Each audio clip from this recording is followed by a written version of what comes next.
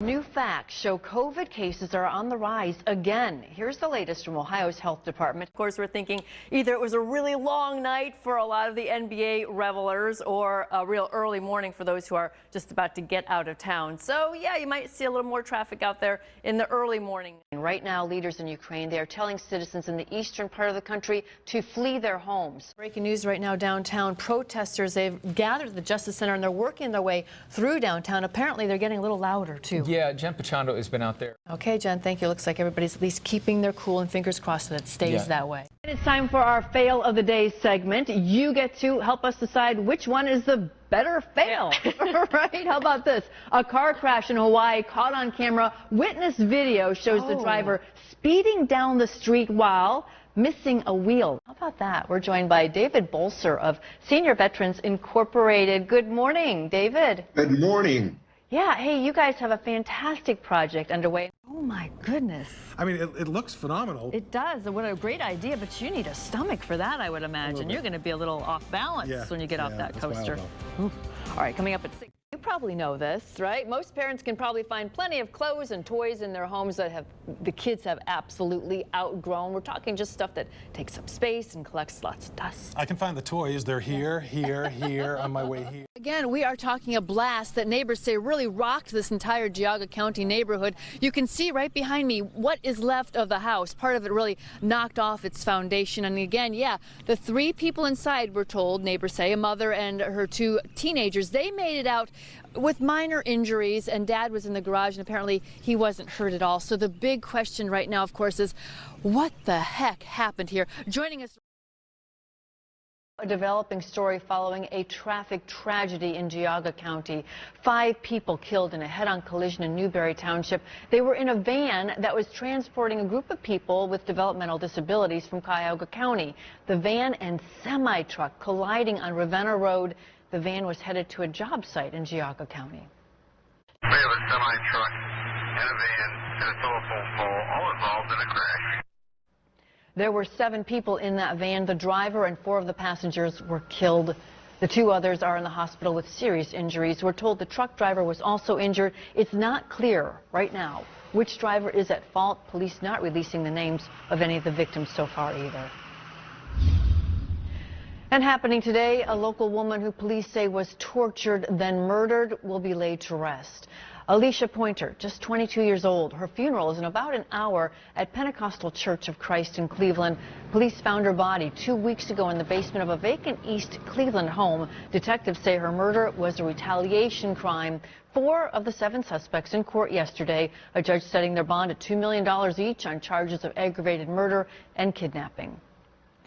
An elderly man falls down a ravine, launching a huge rescue operation. The man now recovering. Vic Gideon reports from Richmond Heights on what it took to save him.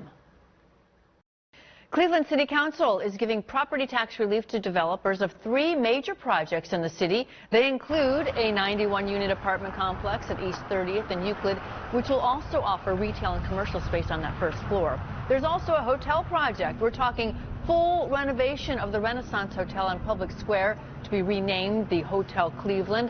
And finally, at East 105th and Cedar, a mixed-use building project with residential space and a Meijer grocery store. That'll be Meijer's first urban store in Ohio.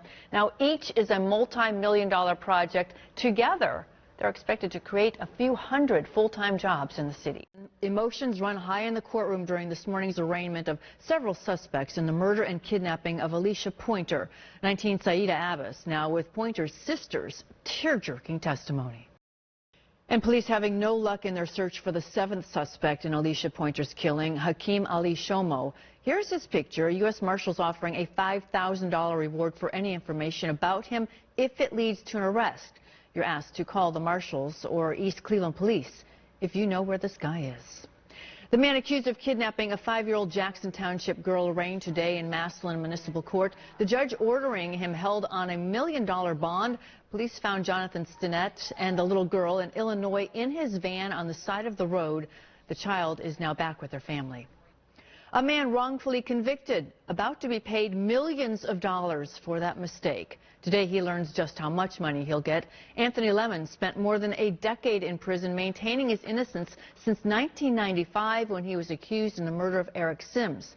He was sentenced to life in prison based on so-called eyewitness testimony. His lawyer spoke to our New Yorker. It's becoming a familiar story. So tired of mandatory overtime, a worker announces he's had enough. And a suspect leads police on a foot chase only to be stopped by construction crews. Quite a story here. A tense police chase unfolds outside of Toledo High School. Then it continues right inside the school. Yeah, a man refused to follow officers' commands to stop. And that's when the chase wound up in that school building. And once in the school, the suspect was tackled by a team of contractors working in the hallway. Thank goodness for them. Officers then took the man into custody. All students and staff, they're all safe. Okay, glad they caught him. Hey, check this out. All right, so it's bear eats KFC from fridge. All right, that's basically what happened here. California, this happened in California. Surprise, found the front door open. 3 bears in his home. Mama bear was outside watching the house, but her 2 cubs were inside ransacking the kitchen, eating the leftover KFC. He managed to get the bears out of his home, but his parakeet Ditka, get it, Ditka, bears, the bears, Ditka, is missing. Ugh. You have to include that. But Woody the dog escaped and was picked up by a neighbor.